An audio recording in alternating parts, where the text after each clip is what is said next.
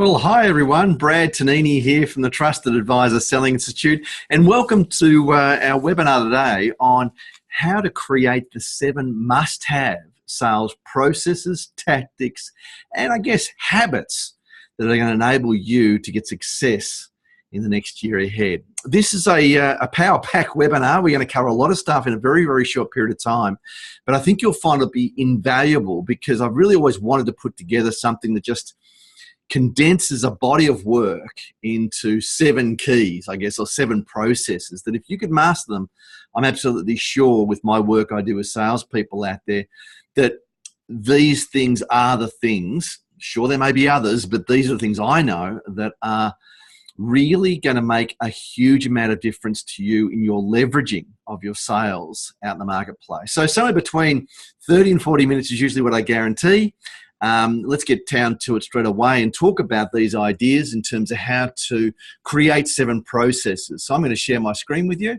So you've got some PowerPoint to go with this morning, and that way you're able to make sure that you're able to get the best benefit of being here today with lots of content. So here's our topic. The Trusted Advisors Toolbox is 7 must-have sales processes, sales abilities, and sales tactics you must master to win. So I guess what we really need to start with this today is to think about why we're even having this conversation. And I often ask groups when I work with sales teams, what's changed about our buyers today? What's different about the way that we sell in the market today? Because our buyers are dictating certain things and creating pressures for us that maybe we've never really had to this fullest extent. So what's changed with our buyers? Well, there's a number of things that have changed. I think buyers today are certainly aware of many of the salesperson tactics. If you go back decades ago, of course, it was all about how salespeople were in some ways trying to get the wool over the buyer, maybe even manipulation in some industries to get a successful sales result. And I think that people are very much more aware of that now. I have people who come in as business owners and people who are not even in sales roles attend some of my workshops, my events, and what that says to me is that it's being aware of what selling's like today and also understanding where the industry's at so that you can become relevant even if you're not in the industry. They expect a high level of professionalism. I think that's certainly true. I think the days of sort of turning up and sucking up is the old expression I used to hear many years ago, are far gone. It's about how do we actually make sure that we're adding value, we're being professional, we're getting back to people quickly, we're armed with the information, all the things that I think are minimum expectations now in sales. They certainly want answers now, which means that you can't take forever to get back to people. We'll talk about that in a second. And certainly information rich. People say to me in all the audiences I work with, salespeople are becoming a little less relevant in certain industries, and that's an interesting conversation its own because buyers are now able to download things right there and then. So what does that mean in terms of pressures on our selling efforts? Well, I think it's more competitive than ever. And I think that's certainly true in that so many industries, we have people who are able to create competition for you right now in a fairly easy, low barrier to entry, which is number 3 there, way, especially in service industries. And we'll talk about that in a second. But there's no doubt that in most categories, more competitive than ever. Walk into a supermarket, go to a Coles or a Safeway or a Woolies, and notice the difference in terms of category by category, how product by product it's being commoditized, which is number 2, in terms of what the in-house brand is doing compared to and the existing brand. I'm seeing it every time I take my little ones in for shopping on the Saturdays. I quite enjoy doing it with them. And we just notice one by one categories just disappearing with known brands where the home brand is put up against it.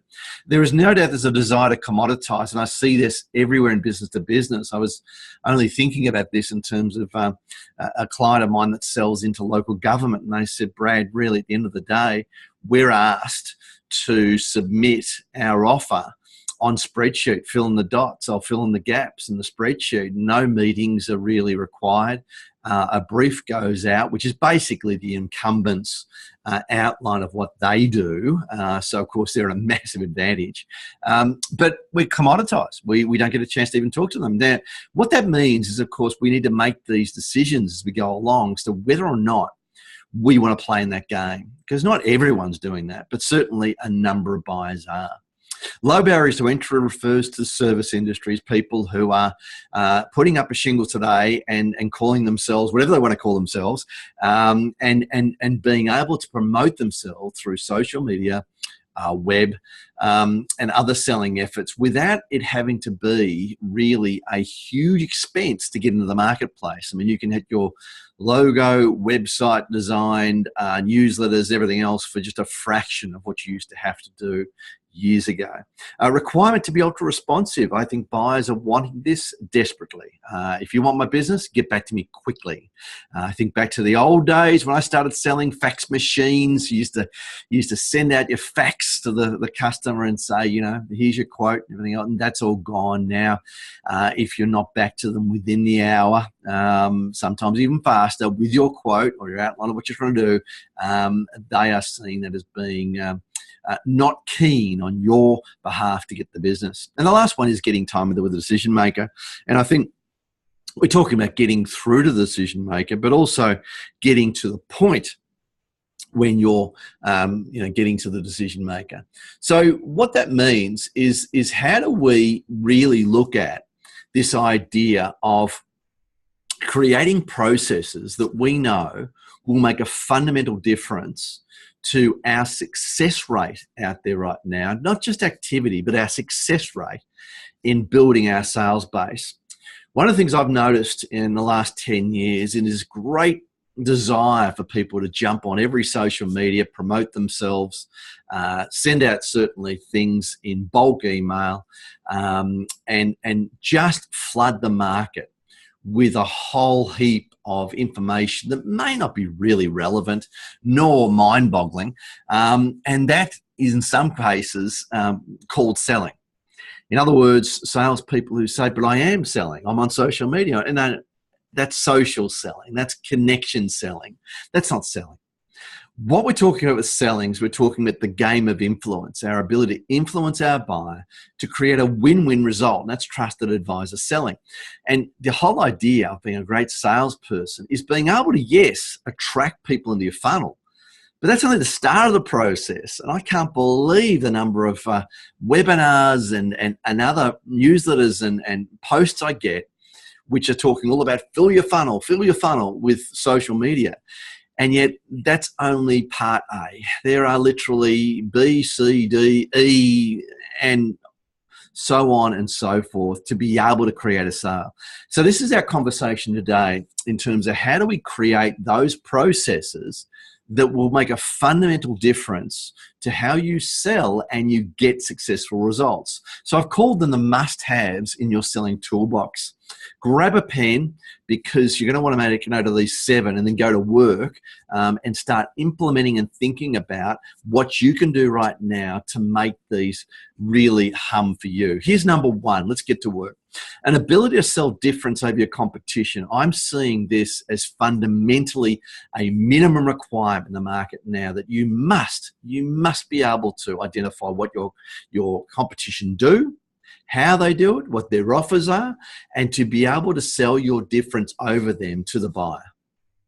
Now, I'm not saying for a moment that we put them up and we talk to our buyer a lot about our competitors, because it's not about being obsessed by competition, but it is being aware. And I think a trusted advisor selling is a salesperson who's fundamentally got the idea of how to be a trusted advisor, really understands they need to be very aware of the competitors. Not obsessed, just aware. Now, what comes with that, of course, is that when you're aware, you can talk very much a global salesperson, an industry expert, someone who knows everything about what's going on in the industry. Now, that makes a big difference to a buyer who is a 5-6 figure buyer, or even beyond that, because they're looking for an experienced salesperson who knows what they're talking about and is that industry expert or that trusted authority. So being able to sell difference over your competition, to me, is a minimum requirement. We need to know what they're doing, and we need to be able to sell that difference. And I've often talked in other programs about what I call a message of uniqueness, a power of a message of uniqueness. The number one question in sales has always been, will always be, why you over all your competitors in the marketplace? A buyer is not necessarily going to ask you that question, but they will be thinking that question. In other words, when you go to see them face to face, oh, by the way, I just mentioned that's part of selling, is face to face selling, and not just obviously selling on email or social media. So when you get face to face as a business to business salesperson, you've really got to think about, how do I deliver a message of uniqueness that gets people to sit up and take notice straight away? And to me, it's about having 3 pillars of uniqueness minimum, where you can talk to those 3 pillars and say, these are the 3 things I stand for. These are the philosophies I have as a salesperson. This is what I see as being really important in terms of what I deliver to my customers and how I'm different from the marketplace. And then beyond that, we've got to talk about evidence statements that support those pillars. So this is a process that I teach that really in-house could be done over the course of a couple of hours, where we actually build this. But I also do this for members in a deep dive session where we actually get into how to build a message of uniqueness. So it's not something I can talk about in 3 minutes and say, hey, here it is. But you get the idea that it's the difference you have in the marketplace, the 3 pillars of uniqueness, building in some evidence statements. So you've got a whole story to tell your buyer about how you're different. I guess it's taking one step further what used to be, and people still talk about this because it's absolutely relevant, and that is a value proposition. A value proposition used to be the old saying that you need to be able to have 5 seconds in the elevator, give your elevator pitch to someone, and what are you going to say? Well, I don't know about you, but I haven't been asked too many times in an elevator standing beside someone to say, hey, sell me that pen. So I question the idea of, the elevator pitch, but I do take on board and agree with, after 29 years of selling, that we do have to have a very quickly crafted, very simple one-line statement that's our trusted advisor message, or what I call, and what everyone else calls, a value proposition. And have a look what I've just got here. I could easily say, I improve sales skills. Sure, I improve sales. I give your sales team more focus. I could talk about all that.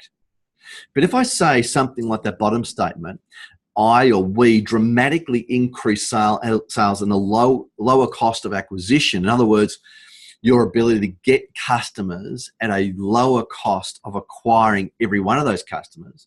Or if I was to say I increase sales by increasing sales spend with every customer, or I increase sales by showing you a 3-part plan of increasing your referrals by 32% in the first month, you are now listening. In other words, taking it something that's very generic, very general, into something that's very specific. We increase sales by. But it's a compelling value proposition. You've got to develop these as a salesperson to be able to land that punch, to be able to give that statement inside 10 to 20 seconds. When we ramble on, and we become ambiguous, and we don't become sharp and focused in what we have to present, I think the customer and the buyer just switches off and says, if you don't know what you're selling, I'm not so sure that I'm buying. So that's proposition number 1, is looking at how we sell difference over our competition. Here's number 2, if you're making notes today, and that is the ability to sell value over price.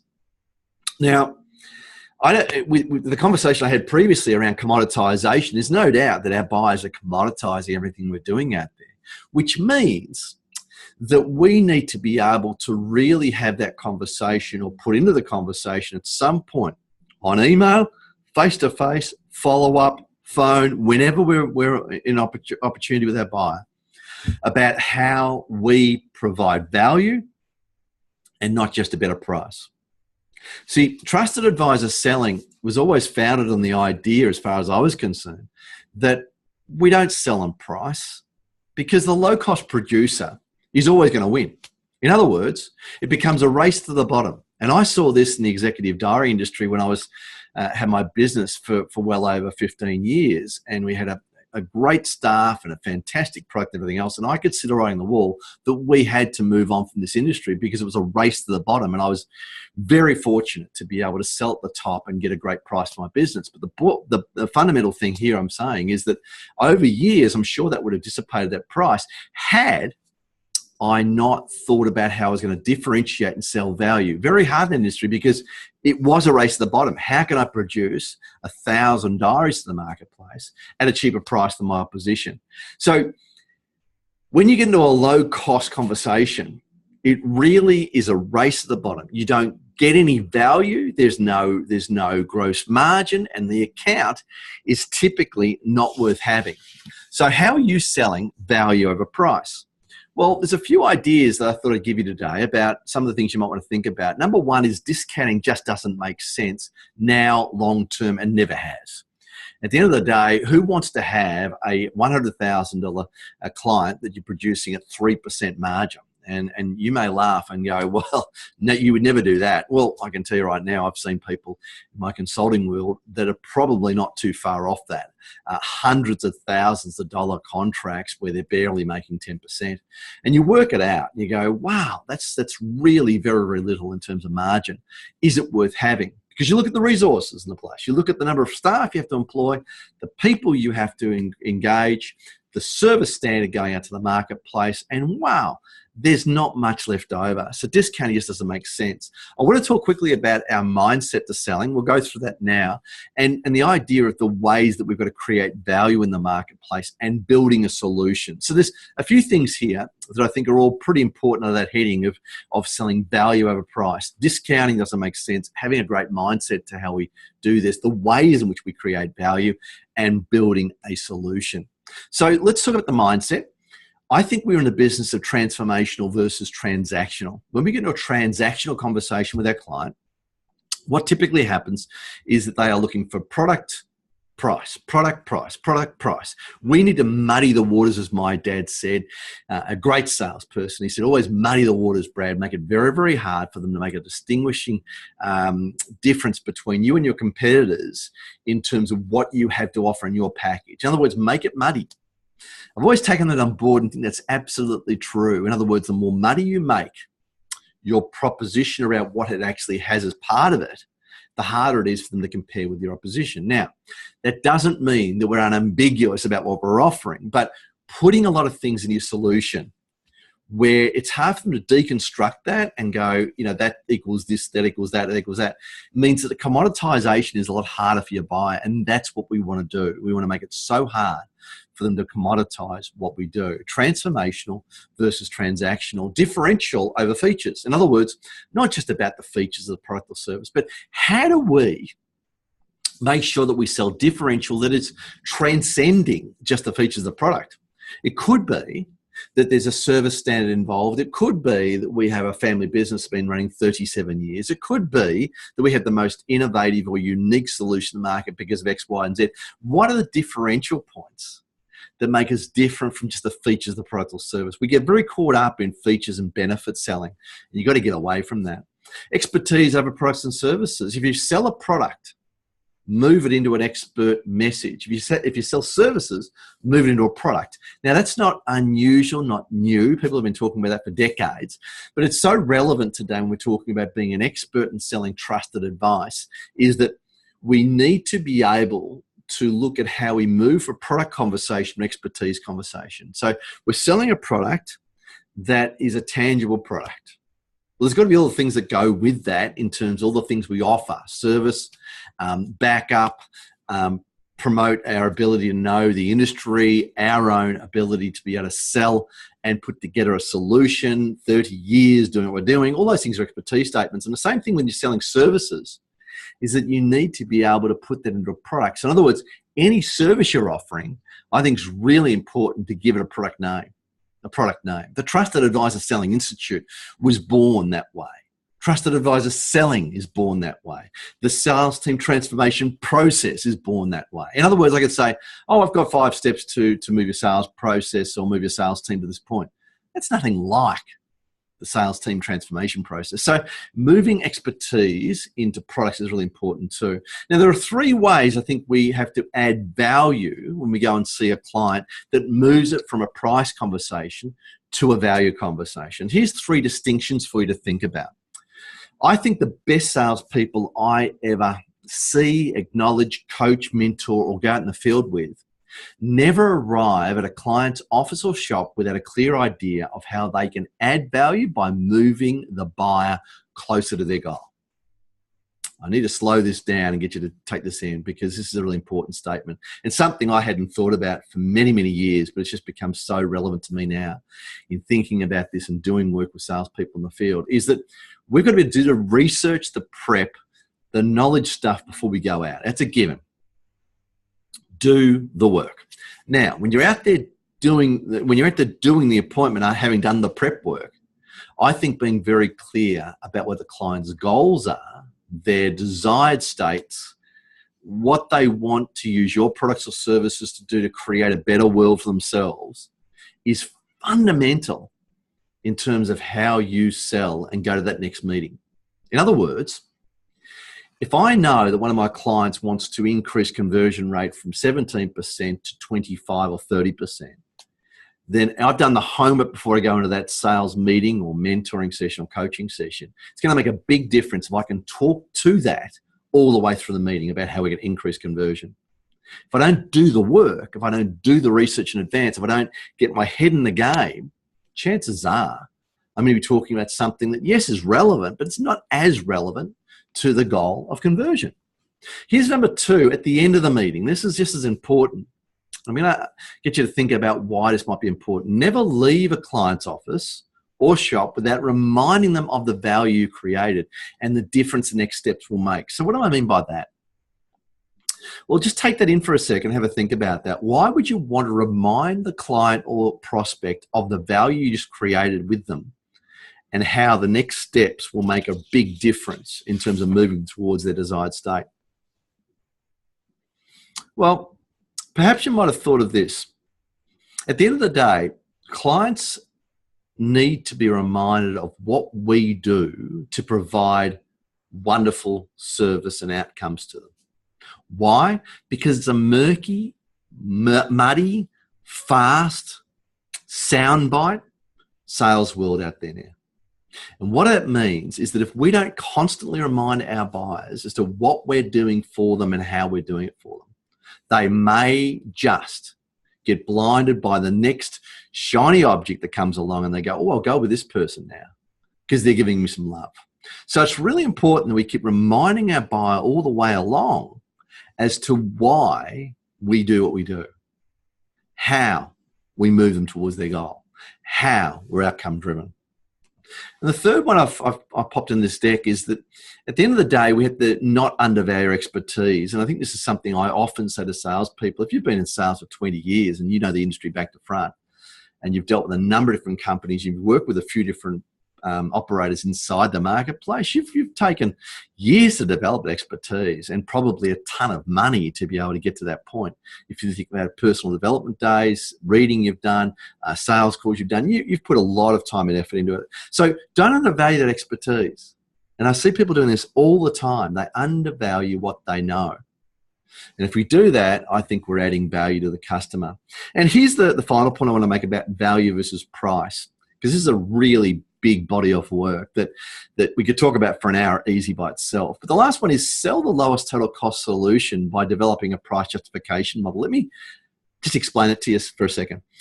When I was working with John Deere many years ago in the agricultural business, I did 5 years consulting with them with retainers and also doing some training with them. I saw firsthand how the agriculture industry, when they're talking about purchasing a 6-figure piece of machinery, could be persuaded, influenced, win-win, I'm going to keep coming back to saying win-win, by a price justification model when you break it down into all the things you get from the green over yellow, blue or red, different colours in the farm.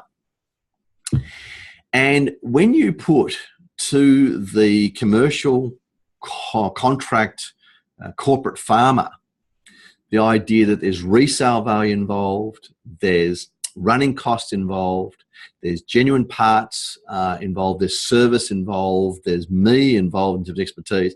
You can build a model that can have anywhere up to 7 to 10 variables that will absolutely sell what I call your lowest total cost solution to market over being the cheapest in the market. It's a beautiful phrase.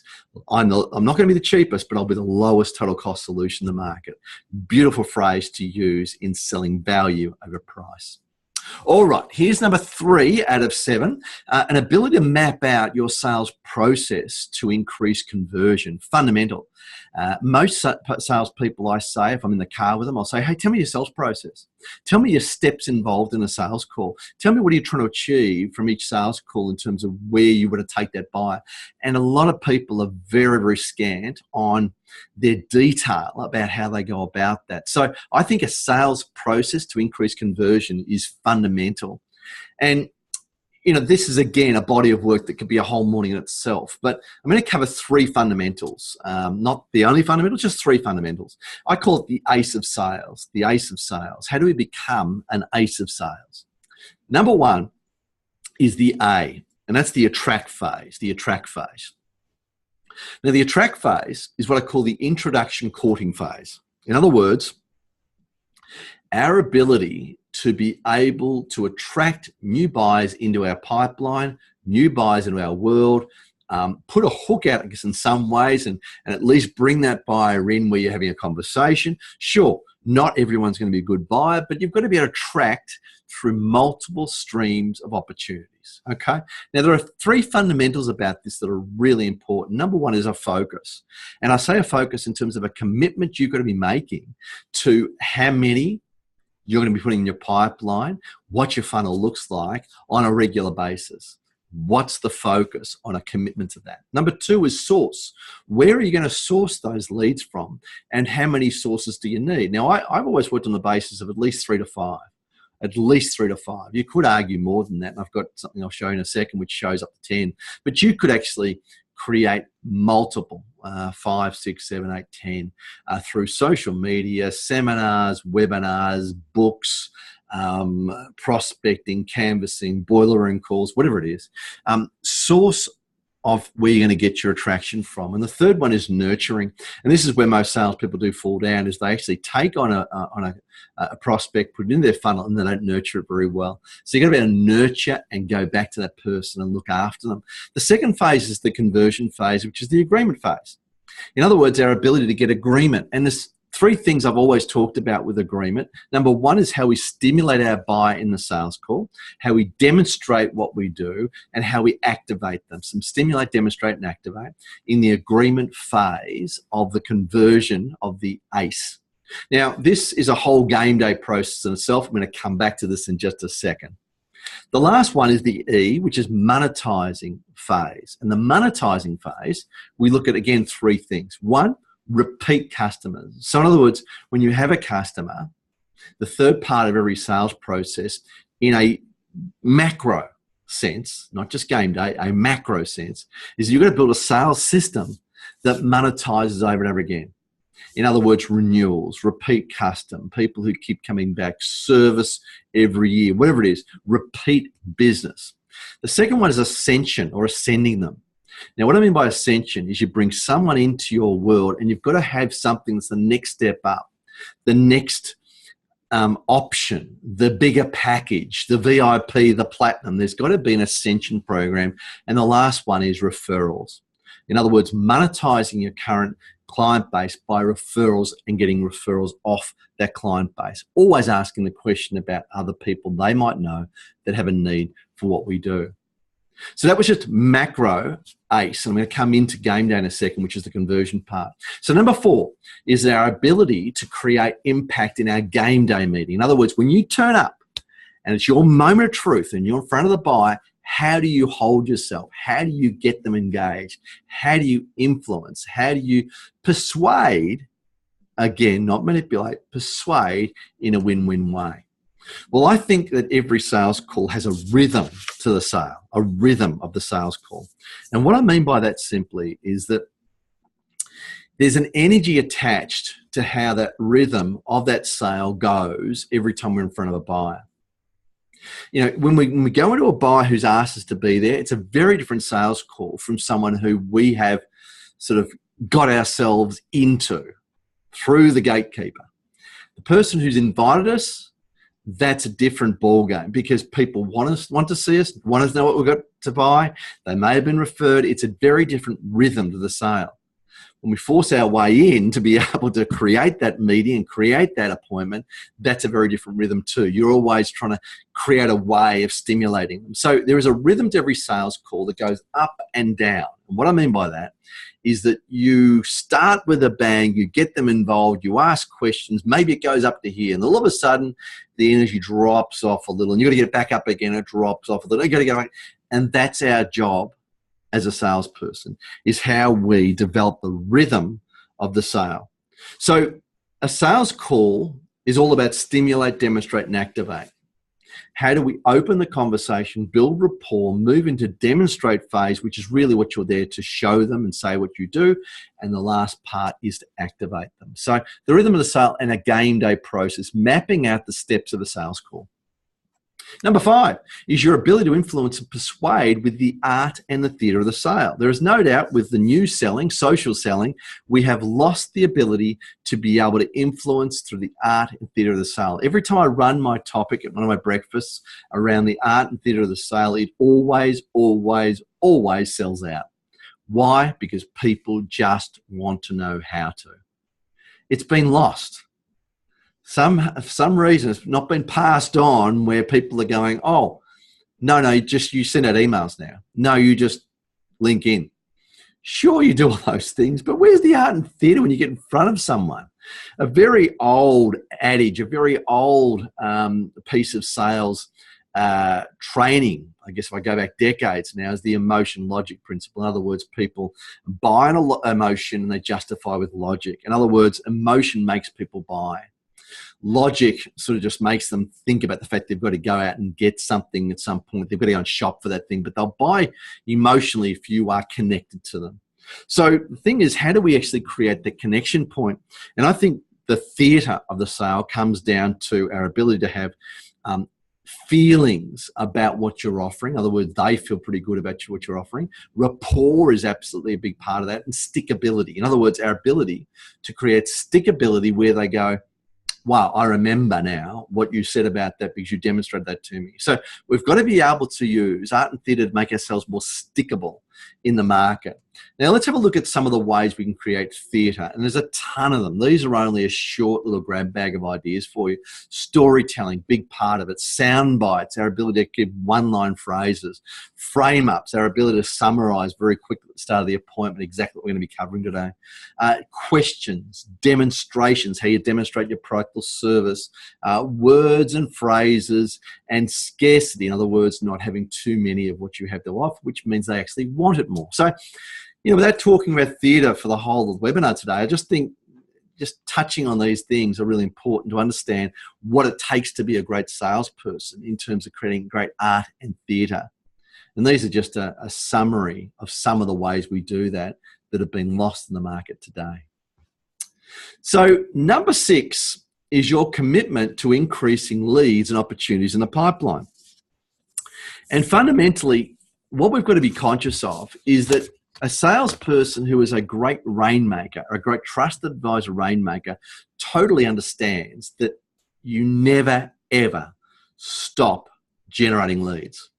We are in the business of self-generation, feeding ourselves, but also what we get from the company. That's the way it works. The combination of the two make us a rainmaker. Now, I mentioned this before, but there are a ton of different ways you can do this. And I've given you a slide here from my Rainmaker session, which has got 10 or 9 plus, I'll add one in there, 10 ways that you can make a commitment to being a great rainmaker. And when I go through this in my workshop, I talk about the source, what the key success factor is, and how many you need to do. Now, we don't have time to do that today, but the point is that you need to have some activities around this and say, how many of these do I need to get? So let's have a quick look at them. Referrals, LinkedIn, how many LinkedIn connections are you going to create every week? Webinars, do you run some of those? Invitation marketing, inviting people to speaking events, going to people's events. Direct mail, yes, direct mail still has a role to play right now. Lumpy envelopes to me are still a big part of selling. Networking, telemarketing, Facebook ads, AdWords, email campaigns, and add into that list if you like, because I just haven't put on the list, and that is SMS campaigns, SMS campaigns. I'm seeing a lot of people today running SMS campaigns where they're sitting out, putting out quick little promotions, letting people know of a promotion that's going out next week, or reminding people of the fact they've been registered for a webinar or a seminar or an information day. So there's 10 ways, but the list could have been 20. And if you can pick 3 to 5 off that list and make a commitment to it, in other words, saying this is what I'm going to commit to, and you'll notice that on the list, these are all very much trusted advisor methods to be able to create more leads, but there isn't one on there which is canvassing or just industrial estate prospecting, which I see a lot of salespeople doing. A lot of shoe leather, knocking on doors. And by the way, there's a place for that still today as well, that you go out there and you canvass and you do some work in your territory. That's absolutely required. So there's a range of different ways you can do this. My point is that in this step number 6, what is it you're going to commit to your rainmaking? And here's the last point today in our webinar, which is an awareness and appreciation of a nurture sequence. And the point I'm making here is that not every sale can be made on the first call or the first appointment. And we've got to realize that that's the way it is. Some people think that it's a one-shot deal. You go in, see the customer, you get the order and that's it. No, it's not the way it works at all. Sometimes, yes, depending upon the order value, but in the bigger business-to-business selling, we're developing nurture sequences where we're going to talk to that person ongoing. By the way, a nurture sequence is beyond the sale too, in terms of how you keep in contact with those buyers as well. Here's some quick ideas. Thank you cards. Printed thank you cards. I use them all the time. People love them. We don't get them very often, so it's not very hard for you to be different in the marketplace because I'll remember you. Regular offers where you're going back to people over and over again, letting them know what the seasonal offer is or the offer that you're making this month, this quarter. I think there's plenty of opportunity to do that. Birthdays, nothing wrong with remembering people's birthdays or their birthday month. Restaurants and movie cinemas do this really well. You'd expect that in some ways, and you get excited when you get a free ticket for your birthday. But, you know, what a great way of building rapport with a high-level customer of knowing when their birthday is. And let's face it, we get reminders to that these days anyway through LinkedIn and other things. But sending something really heartfelt, a gift with a card, oh, you'll be in the top 0.0001 of the marketplace if you do that. And the last one I've just got down here is an old Joe Girard idea, which was the gentleman who's always spoken about as being the greatest salesperson ever lived. He used to run anniversary cards. In other words, anniversary of the purchase and anniversary of your last time that you spoke or whatever else. So anniversary cards and anniversary bulletins were really important. Now, that's just to give you, I guess, some quick ideas under the 7 headings. I don't think that there is anything that's more must-have than those 7 processes, because I see it firsthand all the time with salespeople who just don't commit to these sorts of things and they're not getting the results. In other words, they may have 1 or 2 of these processes down pat, but the rest of them, they just haven't committed to it. So in terms of this short power webinar, take away the 7 processes and start writing some ideas about how you can implement right now. How could I right now be able to make sure that I am able to commit to this and build language, build tactics, always be looking at ways in which you can do it better, because you never stop learning in sales, we know. And as trusted advisors, these processes always need to be renewed. They always need to be trimmed, refined. And this makes the difference between a good salesperson and a great salesperson. Hope you enjoyed the webinar today. 7 must-have sales process, habits and tactics to be successful in sales today. You commit to those things, I guarantee that it'll make a big difference to being in the top 5% of salesperson. Have a great day.